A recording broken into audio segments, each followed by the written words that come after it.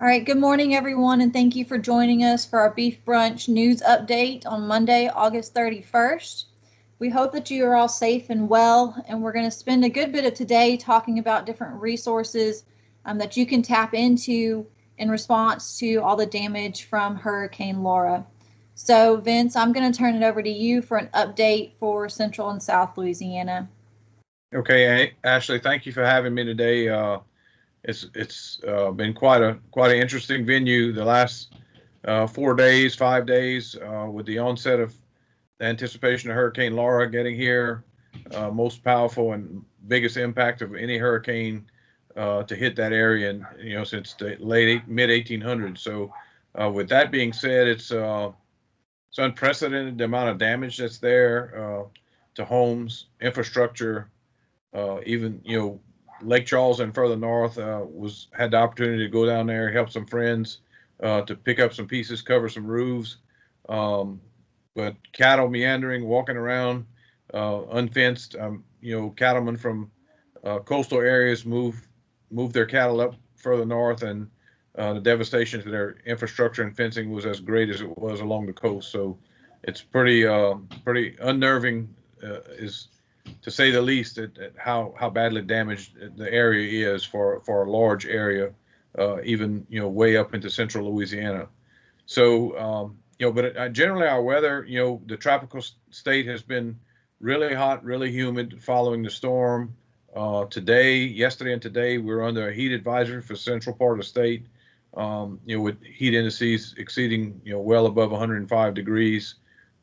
It's been a terrible 4, 5, 6 days of weather, needless to say. Thank you. Jason, can you kind of go over what we've seen here in North Louisiana?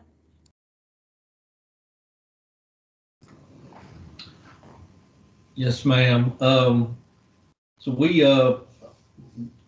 just about dittoed events. It was, we did not have near the wind, but we for us here in North Louisiana, it was pretty nerve-wracking for most folks to try to go through a Category 1. Lots of timber damage, lots of trees down on fences. This storm went right through the gut of commercial poultry production country. We did have quite a bit of damage. Not any major structural damage to poultry houses, but we certainly did have a lot of tin removed and some structural repairs that'll have to go forth in that industry. Most of those guys are still operating on backup generator power, trying to keep those birds alive in the houses. Another issue that was come to light is access to water. A lot of our rural community systems went down, no backup generators. So if a lot of our guys that didn't have stock ponds, surface water for drinking water, they got into a little bit of bind there for water sources. In terms of just field conditions, we actually needed the rain. We didn't need it as hard as fast as it came, but we did need the rain in terms of getting some pasture conditions and hayfield conditions back where we needed it. So that I guess right here in north central Louisiana, 5 to 8 inches of rain. As you move west from here, those amounts got a little bit higher. As you move towards the Mississippi River, those amounts got a little bit lower. But we definitely welcome the rainfall that we did get on our pastures and our hay fields. But a lot of guys will just be cleaning up debris, removing trees from fences, trying to get back to some resemblance of normalcy whenever we can get power restored to a lot of these areas.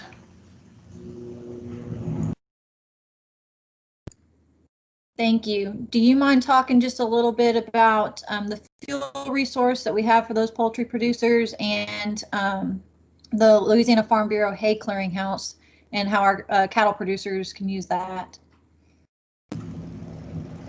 All right. So first off, on the program that Louisiana Department of Ag and Forestry has rolled out, they realized the need.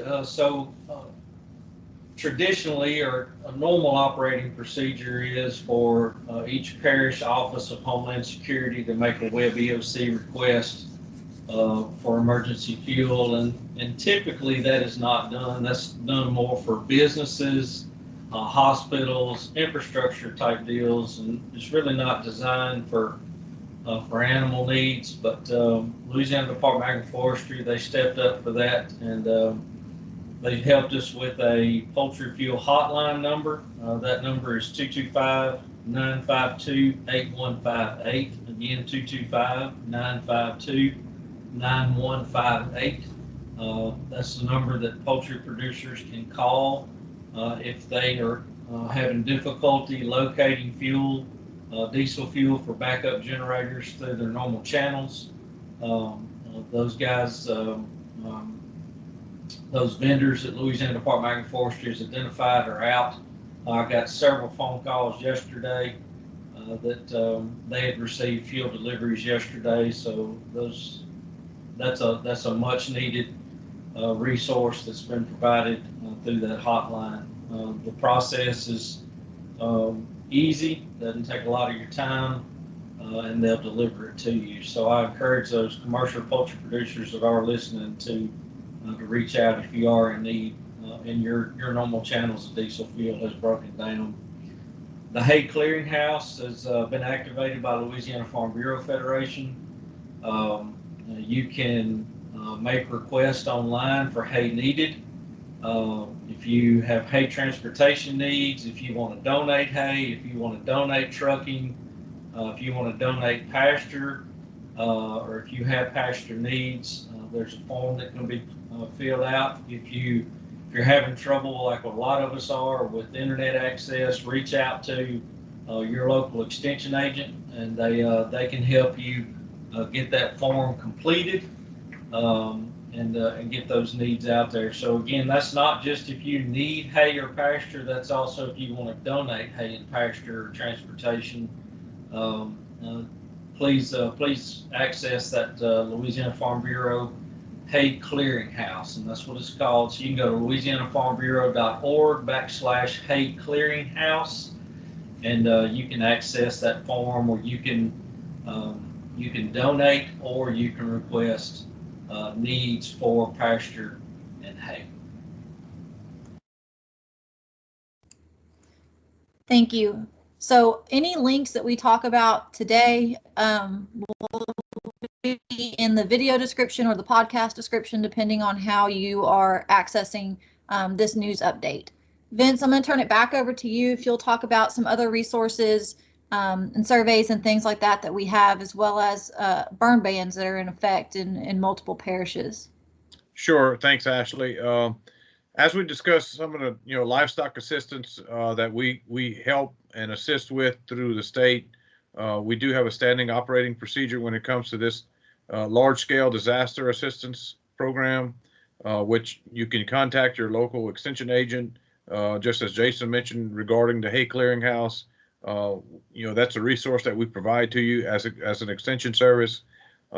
So any request that you have, or any disaster situation that you have that you may want to identify that you need assistance with, we have a standard operating procedure to do that, so we can help you and help you get the resources needed to hopefully overcome some of the immediate effects of this storm. So you can reach out to your local extension agent, or get online to Louisiana Department of Ag and Forestry at their website. You can find that resource there. But I would suggest that you talk to your local extension agent, as that will be a faster approach in most cases to making that connection. Regarding damage surveys, we currently have an ongoing survey through the Ag Center. Dr. Guidry, one of our economists who is stationed out at the Rice Research Station in Crowley, is heading that up for the entirety of the state. So we're currently and actively sending information to update damages as they come into us. So we should have a report back on that sometime later on this week, as he put an email out earlier today that he was working on compiling the information needed. Regarding burn bans, and as Jason mentioned earlier concerning rainfall with the hurricane event, most of this area received, in central and south Louisiana, in excess of, 8 inches of rain in the immediate effects of the storm, and even moving further north. Those parishes of Allen, Beauregard, Calcasieu, Caldwell, Cameron, Catahoula, Concordia, it doesn't seem like, you'd have a burn ban in place with 8 inches of rain that fell with a storm event.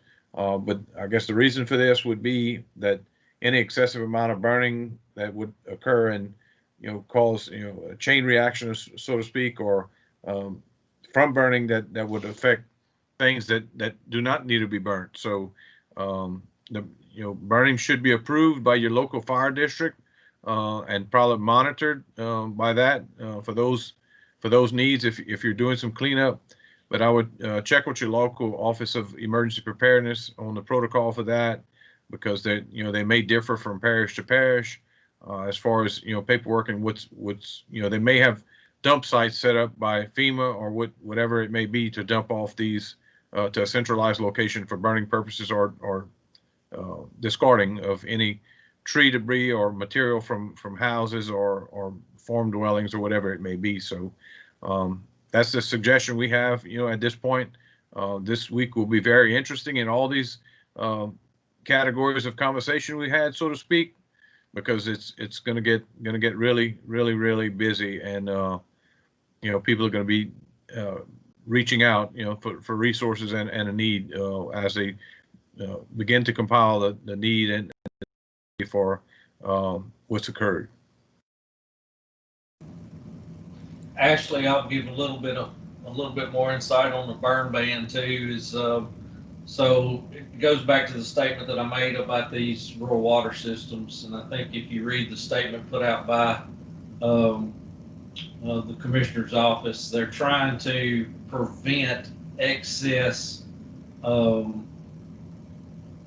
guess the word I'm looking for is excess burden or excess strain on these rural water systems that are already struggling to provide water to their customers, just in a, I guess, limping along state. And if we start having unneeded fire calls and those rural fire departments, volunteer fire departments, have to start going out and trying to fight fires that may not be needed at the time, that's going to put an added strain on those rural water systems. So I think that's, even though it's like being said, it's kind of crazy that we get that much rain and they're in a burn ban, but I think it goes back to the fact that they're just trying to alleviate an extra burden on some of these rural water systems. All right, great. Thank you both. I want to touch just a minute on some requirements for your livestock. And again, I personally haven't gone through a hurricane until, like Jason said, we had, Category 1 situation up here in North Louisiana. And it's just hard for me to fathom going through such a disaster. But your animals still have certain nutrient and water requirements. And the Ag Center does have good resources for your livestock to prepare for disaster and recover from disasters. So if you go to the lsuagcenter.com and look under livestock, we do have a disaster preparedness and response category there on the livestock homepage. And again, I'll link that below. But I just want to mention for just a moment water requirements. So your adult non-lactating beef and dairy cattle, remember those animals still need 10 to 15 gallons of fresh water per head per day. Bulls and lactating cows, that goes up to 20 to 25 gallons per head per day. And our younger growing cattle, less than about 500 pounds, they're going to require 5 to 10 gallons per head per day. So Dr. Christine Navarre has a good publication out on that, as well as ways to get fresh water to those cattle, information on water safety and different aspects there. So I will link the publication directly, again, as well as the disaster response information for multiple livestock species in the description for the video and the podcast. Another resource, really, if you want to help. So if you're not sure of how to help people that are in need, Louisiana Department of Agriculture and Forestry has launched a GoFundMe. These monetary donations will go towards aiding animal relief efforts following Hurricane Laura. That money is going to provide supplies and equipment necessary for both pets and livestock. And LDAF will be responsible for making sure that those funds get used appropriately. So again, that link will be in today's description. Jason, with that, I'm going to turn it over to you for our market update. All right, I guess I would just add to the fact you're talking about help with livestock assistance, and Vince knows this well. So this hurricane came. I mentioned the fact that it gave a gut punch to the poultry industry, but if you look at the livestock industry as a whole, this hurricane came right through the middle of livestock country. So the majority of our beef cattle are located in that southwest part of Louisiana, up towards Natchitoches. I mean, if you look at livestock inventory numbers, that's where the majority of our beef cattle are located in the state of Louisiana.